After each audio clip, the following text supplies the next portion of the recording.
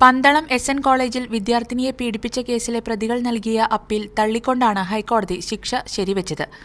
College അധ്യാപകരടക്കം പ്രതികളായ കേസിൽ Kottayam sessions കോടതി നേരത്തെ തടവ് ശിക്ഷ വിധിച്ചിരുന്നു.